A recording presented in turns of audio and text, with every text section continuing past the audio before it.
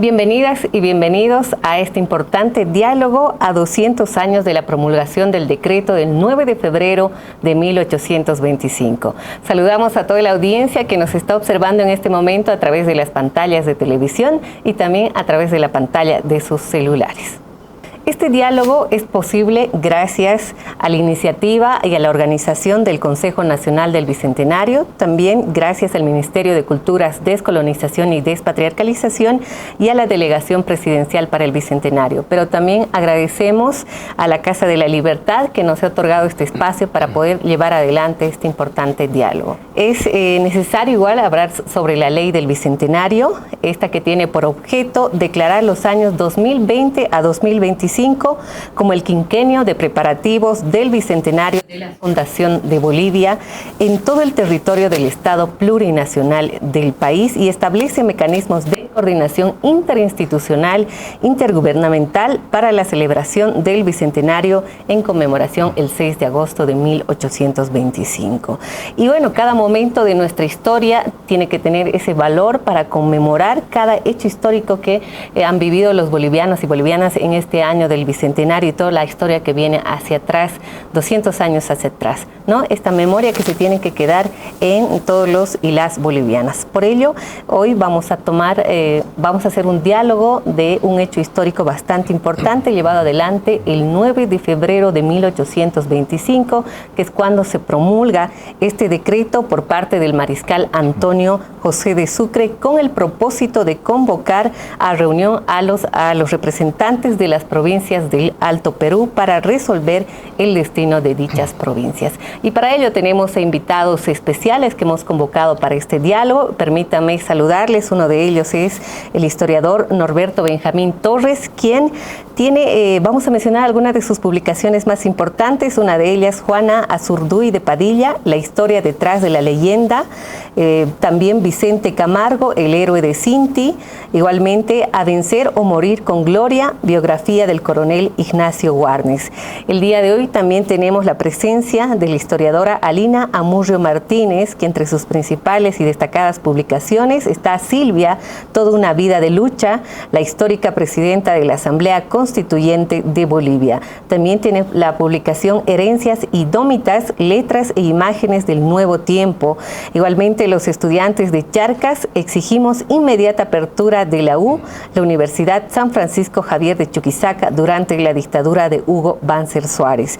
Igualmente tenemos la participación en este diálogo del antropólogo Juan Gabriel Salinas Padilla, que entre sus publicaciones más destacadas está Etnogénesis y Ampara, representaciones de la modernidad en la crítica de Carlos Medinaceli, y también La poesía es una morada absurda. Vamos a dar la bienvenida a cada uno de nuestros historiadores que están presentes en este importante diálogo. ¿Cómo está, historiador Norberto? Bienvenido a este diálogo que encabeza el Consejo Nacional del Bicentenario, el Ministerio de Culturas, igualmente la Delegación Presidencial para el Bicentenario. Muchas gracias, muy agradecido por la invitación a conmemorar este hecho célebre de la historia boliviana. El decreto del 9 de febrero es uno de los puntos más importantes de la fundación del país. Yo lo pongo entre los tres más importantes de la fundación. Primeramente, ubico una carta de Manuel Ascencio Padilla, fechada en diciembre de 1815, dedicada o dirigida mejor al general Rondó, donde él ya explica 10 años antes los propósitos de la guerrilla en Chuquisaca, en Charcas, y qué iba a pasar si ellos continuaban con esa actitud. Es premonitoria, es importante, y por eso la pongo ahí como de inicio. 10 años después, el decreto, después de los triunfos en Junín y Ayacucho, donde ya prácticamente todo se había decidido militarmente, de lo militar se pasa a la política.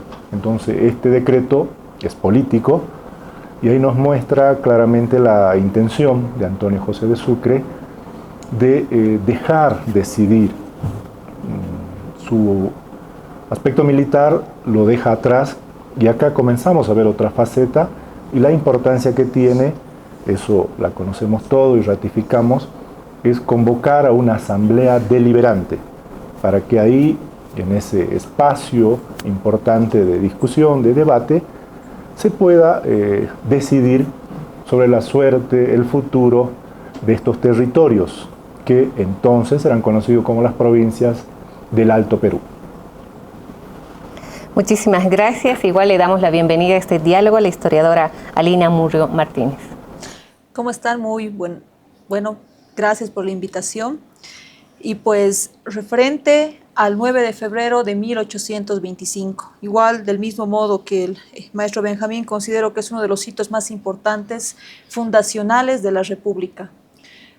Ya pasadas las batallas de Ayacucho y de Junín, viene este decreto donde el mariscal Sucre demuestra, y como muchos historiadores lo mencionan, su espíritu liberal, ¿no? Lo más alto de su espíritu liberal al dejar decidir el destino a quienes eran parte de las provincias altoperuanas, puesto que no debemos olvidar que el territorio, hablando en términos geopolíticos del Alto Perú, representaba pues un territorio muy ambicionado, tanto para las exprovincias del Río de la Plata, como también para el Perú. ¿No? Es lo que llama William Lofstrom. Estábamos en un constante péndulo, ¿no? En una disputa de poder entre estos dos territorios, entre estos dos espacios geopolíticos que estaban pendientes sobre el destino del Alto Perú. Y este decreto, la emisión de este decreto y los 21 artículos que contiene, además de mostrar esta disposición de que se pueda elegir, se pueda pensar sobre el futuro de estos territorios, también retrata una puntualización de la forma electoral en la que se iban a decidir, ¿no? Justamente a los representantes, a los diputados a quienes se convocó a esta asamblea de diputados, como se denominó. De igual manera, damos la bienvenida al antropólogo Juan Gabriel Salinas Padilla. Un gusto. Muchas gracias por la invitación para hablar de este tema tan importante en este año del Bicentenario.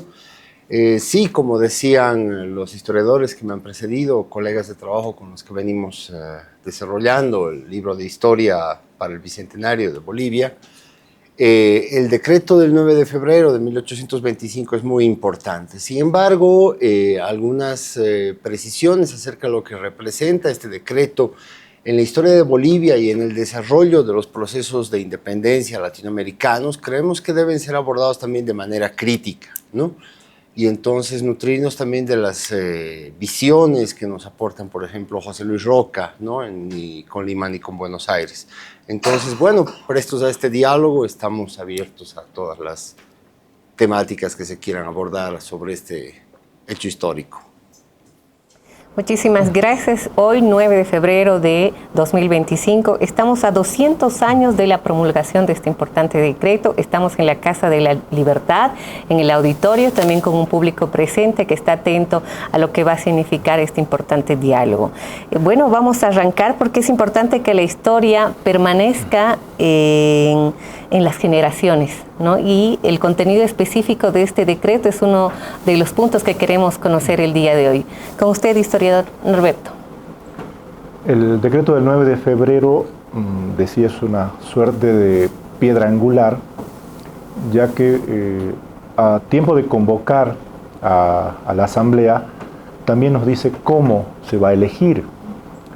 Y en sus 21 artículos va desglosando todos los requisitos, el procedimiento, el sistema electoral, aunque no sé si cabe la palabra, el término, de cómo se va a hacer la elección de cada una de las delegaciones que van a representar a estas 5 provincias que van a asistir a la Asamblea Deliberante.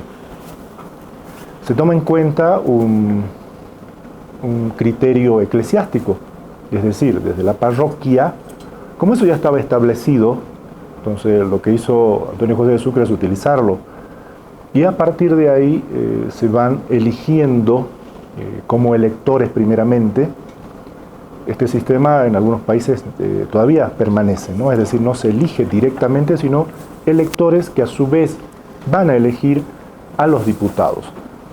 De esa manera es que se va nutriendo cada una de las delegaciones, pero también tomando en cuenta a la población, según la población, va a tener una cierta cantidad de diputados.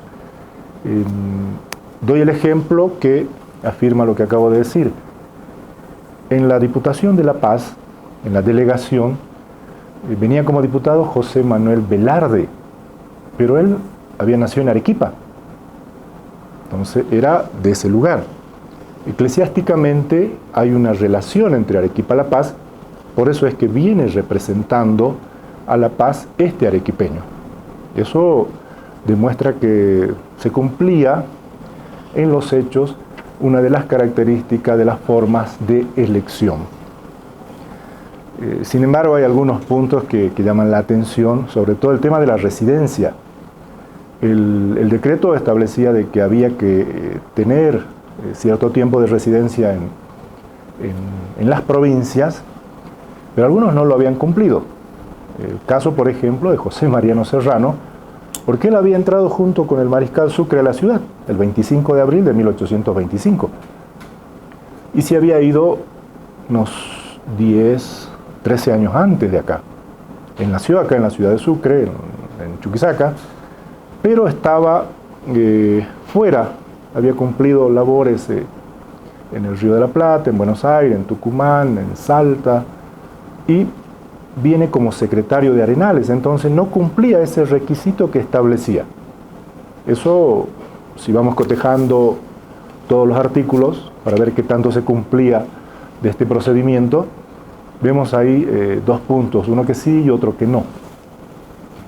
Y de la manera en que se fueron eligiendo a través de las parroquias, decía, pero eso tenía que pasar a la parte política local, que era el Cabildo Justicia y Regimiento, por entonces llamado municipalidad, que avalaba, o en algunos casos, como en el caso de Potosí, 2 diputados fueron reemplazados porque la gente los observó que eran realistas, de que no habían tenido un compromiso patriota y pidieron su reemplazo. Las actas electorales que hoy están resguardadas en el Archivo Nacional evidencian esto, ¿no? Fueron elegidos, cumplieron sí todo este procedimiento que los llevaba a ser diputados y representantes de sus lugares de origen para este evento importante como lo fue la Asamblea Deliberante. Muy bien, Alina, ¿algo que complementar al contenido de este decreto? Sí, precisamente el punto que quienes tenían que ser acreditados o para ser electos tenían que probar algo que se llamaba la moral y, llamemos así, el partidismo patriótico público, ¿no?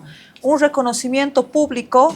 Y miren, este es un fenómeno que con el siglo XIX viene, que es la importancia del individuo en la esfera pública, o este reconocimiento que tenía que ser validado públicamente, justamente para que puedan ser aprobados o no en cuanto a las observaciones.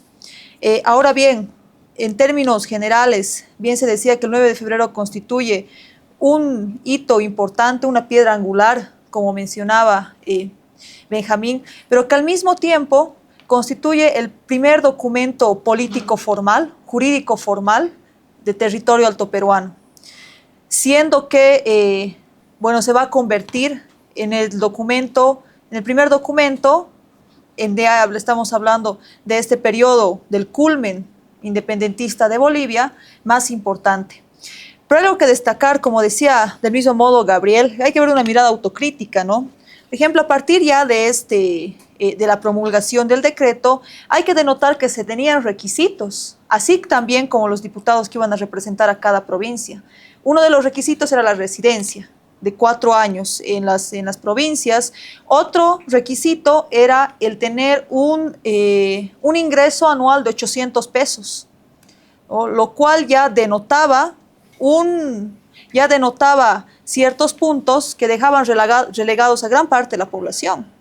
Así que este primer documento jurídico formal también se constituyó en un documento que en el inicio de nuestra vida independiente también relegó a una parte, ¿no? Con esta institución de estos requisitos para poder ser parte, tanto elector y elegido. Con ese ojo crítico, Gabriel, ¿qué podemos aportar a todo lo que ya se ha venido indicando? Claro que sí, bueno, los datos que nos aportan nuestros colegas son muy importantes. Principalmente destacar eso, ¿no? Que hay una cuestión cuando, aunque creo que lo vamos a desarrollar un poco más allá, el lugar un poco de la hegemonía, el contexto hegemónico en el que se desarrolla el decreto, ¿no? Porque viene luego de que se toma finalmente el virreinato de Lima, que era el último bastión de resistencia institucional y organizada del bando realista. Y bueno, cuando entra acá el mariscal Antonio José de Sucre, nombrado ya ahí el mariscal de Ayacucho por Simón Bolívar, asume, según nos comentan algunas versiones historiográficas, la posición de convocar a esta asamblea deliberante para que el pueblo altoperuano se defina, ¿no? su situación, y que va a decantar en la fundación de la República de Bolivia. Pero es importante observar que un personaje, ¿no? un diputado de esa asamblea deliberante que va a cumplir un rol muy importante, que es Casimiro Olañeta, es parte de la comitiva que va a recibir al mariscal de Ayacucho cuando ingresa en territorio del Alto Perú, ¿no? Y bueno, realmente es notable esta recepción, siendo que Casimiro Olañeta en realidad había participado activamente hasta hace muy poco en el bando realista, ¿no? En el ejército del general Pedro Olañeta, ¿no? Que todavía era el último bastión de resistencia realista que existía en esta parte del continente, ¿no?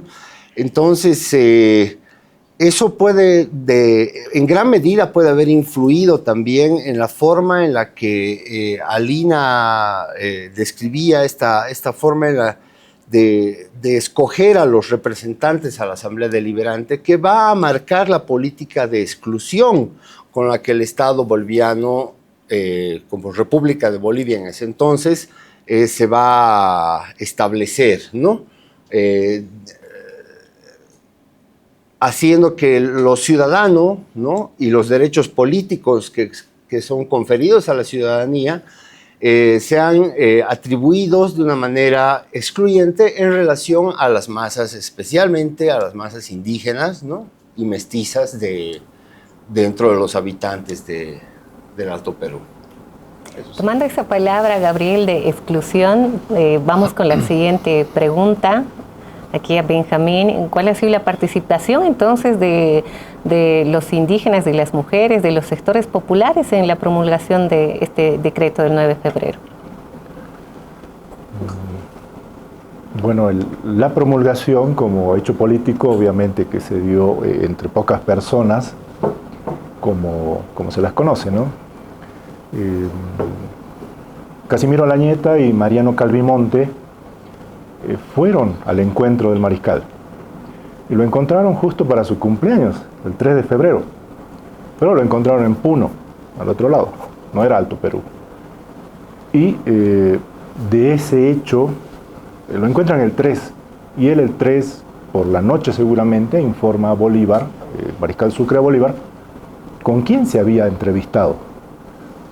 Era conocida ya su filiación de sobrino-tío con Pedro Antonio de Olañeta, y que también tenía relacionamiento con Antonio José de Sucre por las cartas que ya se conocen de meses anteriores. Y la influencia que él tuvo sobre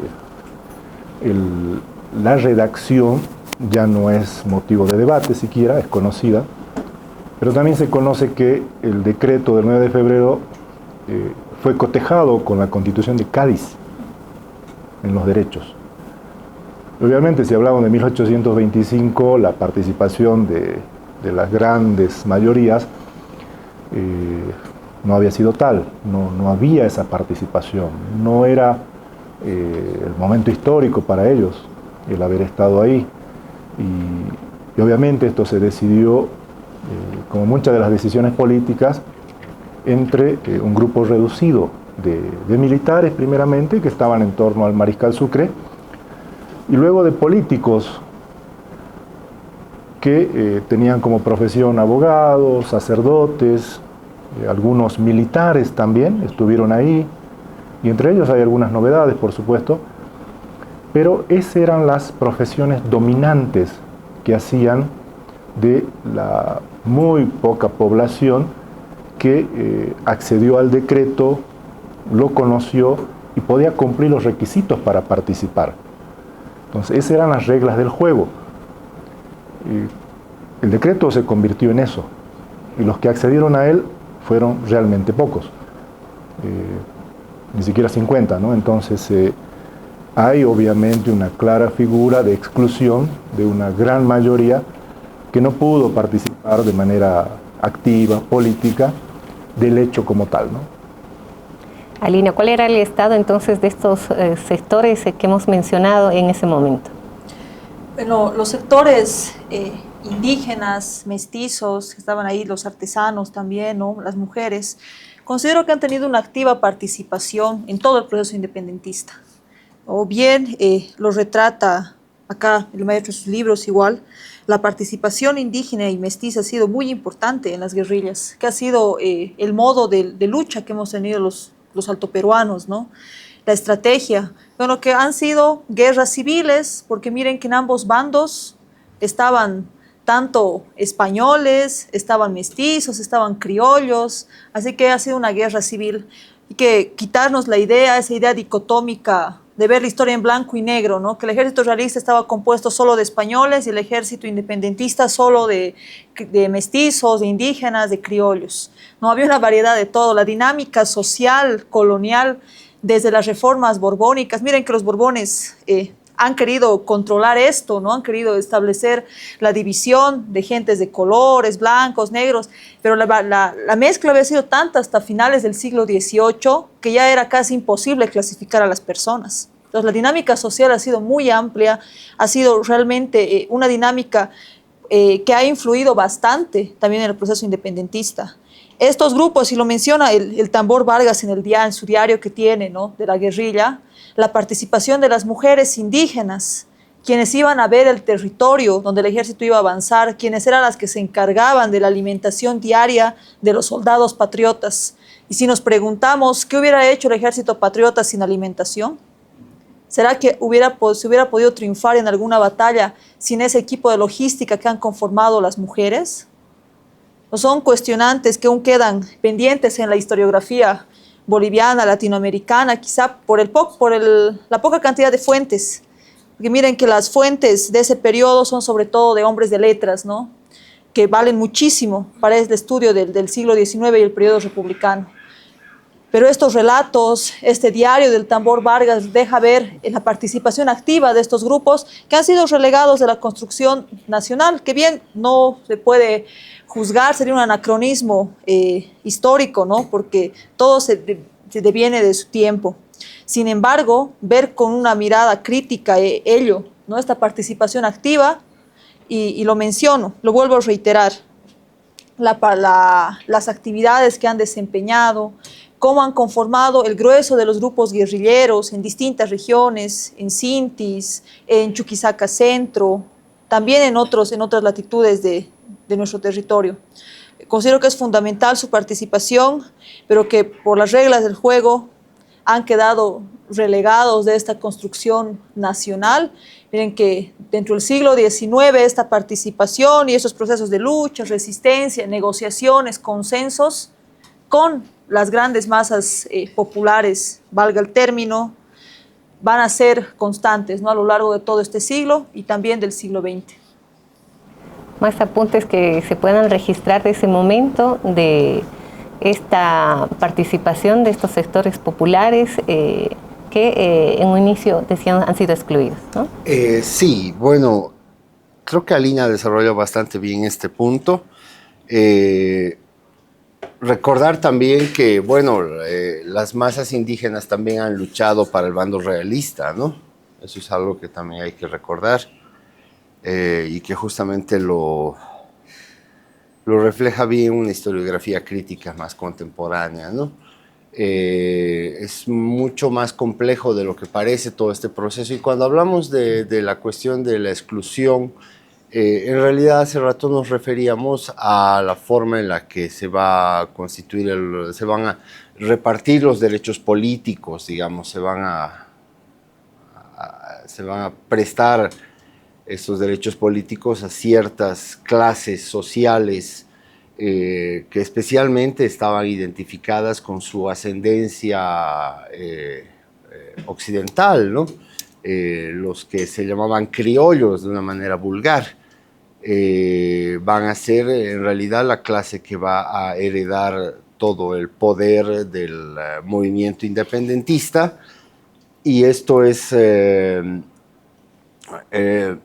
notable, ¿no? Eso es a lo que me refería hace rato, más allá de precisar la relación específica de Olañeta y el Mariscal, ¿no?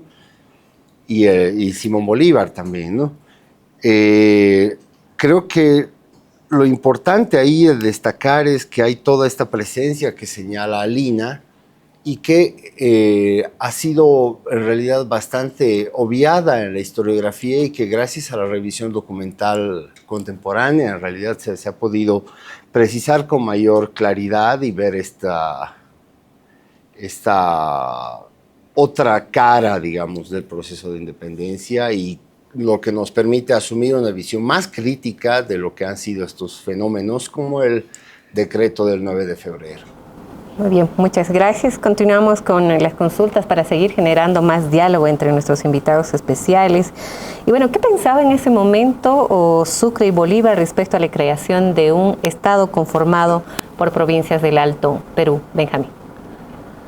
Bueno, sabemos del plan bolivariano, de esta idea de crear una suerte de confederación de estados en Sudamérica, y en primera instancia se sabe que el libertador Bolívar no estaba tan de acuerdo en esto de las autonomías, de creaciones de nuevos estados o repúblicas, pero en el caso del Alto Perú, que era muy particular porque era el último también de los espacios geográficos en ser independizados, si bien fue el primero por las revoluciones de 1809 en Chuquisaca y La Paz, pero fue el último en tomar ya rumbo a independencia, que es lo que quedaba en esta región.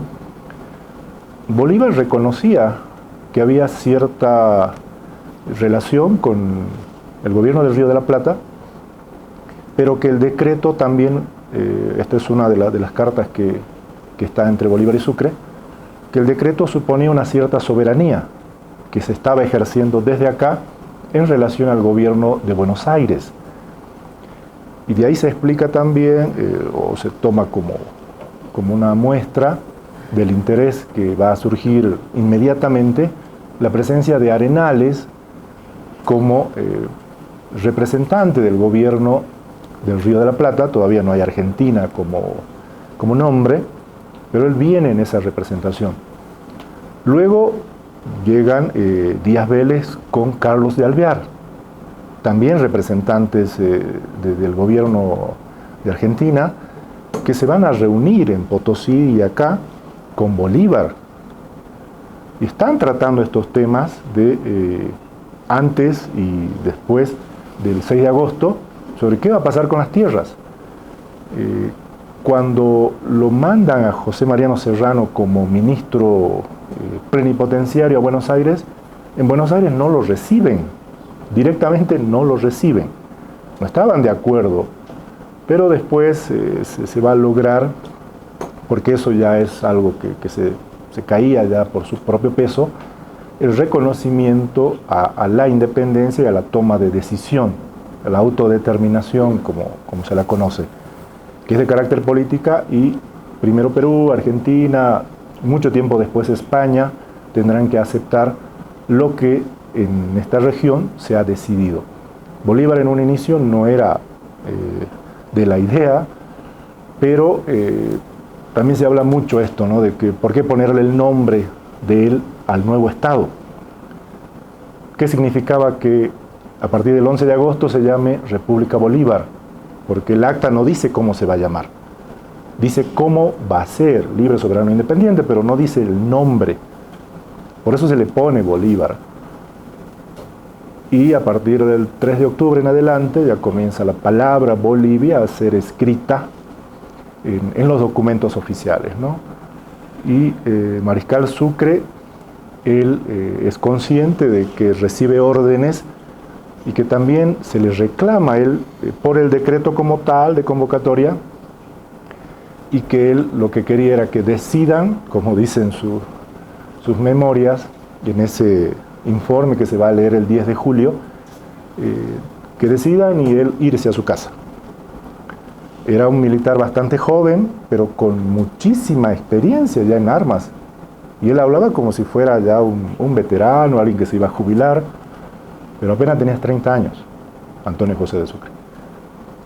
Y ambos, con las coincidencias y seguramente el transcurso de la política, que siempre es cambiante y no se queda ahí, fueron adecuándose a los tiempos.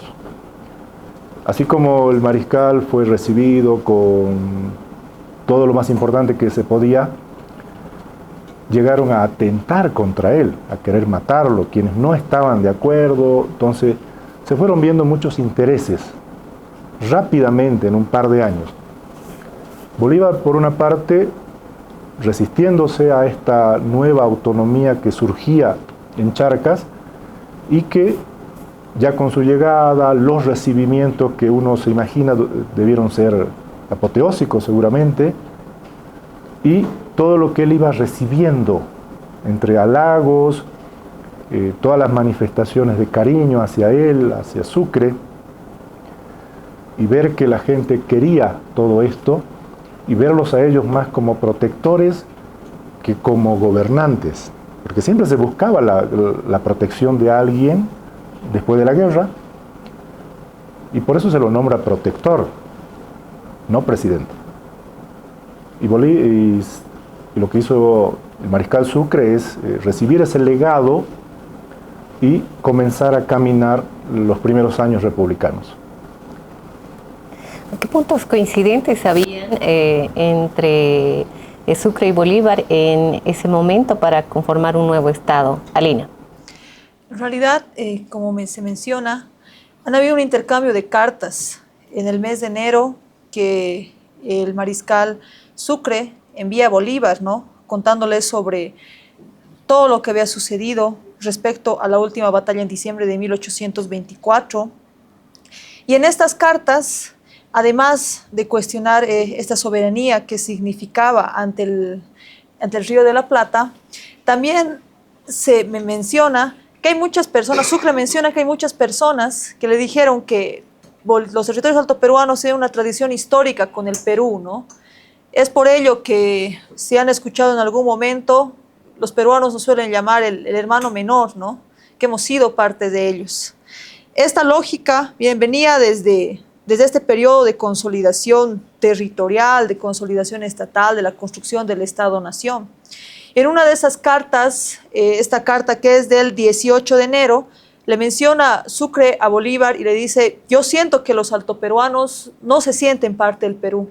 Es una entidad política que no se siente diferente y que muchos de ellos no quieren ser parte. Entonces le manifiesta ciertos sentimientos que iba recopilando de su presencia en territorios y también de lo que le mencionaba, ¿no? Miren que la cuestión de la difusión, la circulación de información y entre ello el rumor, el chisme, han sido factores cotidianos muy importantes en la consolidación de nuestra independencia. Factores que han contribuido a esta circulación de información. Entonces también en estas cartas Sucre menciona a Bolívar ello. La idea de Bolívar era clara, ¿no? El proyecto de la Gran Colombia, el proyecto bolivariano, de crear una confederación de estados fuertes en los que se pueda tener un control geopolítico importante. Ahora, en este sentido también, ¿qué representaba el Alto Perú, como mencionaba al inicio? Un territorio geopolítico muy importante y estaba muy pendiente de nuestra situación en el norte, Nueva Granada, Venezuela, ¿no? ¿Qué representaba si Bolivia se iba a adherir? Si el Alto Perú se iba a adherir al territorio peruano, se iba a convertir en un potencial comercial, pero además mineral, ¿no? Porque Bolivia ha sido conocido, o territorios altoperuanos han sido conocidos por la gran riqueza mineral que tenía. ¿Qué representaba si Alto Perú se unía al virreinato del Río de la Plata? No al Río de la Plata, ya en ese periodo. Entonces, las cuestionantes y el temor incluso de nuestros vecinos del norte se encontraba ahí en cuanto a la decisión que iba a tomar, se iba a tomar respecto a los territorios del Alto Perú. Pero bien, Bolívar ha colocado en criterio personal, ¿no? No una resistencia, pero sí cierta duda y cierta cuestionante, como a todos nos sucederían, sobre algo que va a conseguir su soberanía y su independencia, ¿no? Como empezó un niño que empieza a caminar solo. ¿De qué va a tratar, de qué va a tratar ello? Estas cuestionantes considero que han sido también en las condiciones de posibilidades de estos sujetos históricos que hemos mencionado y que han tenido mucho que ver tanto con factores inmediatos como también no hay que olvidar que Sucre ha sido un gran estudioso de la historia de territorios altoperuanos, ¿no? El conocimiento que él tenía de la ligación histórica colonial que hemos tenido con el Perú y con el virreinato del Río de la Plata era muy interesante en esta su posición. Es por ello que algunos, además de considerarlo un gran soldado, lo mencionan como el soldado filósofo, ¿no? Lo menciona así Arguedas.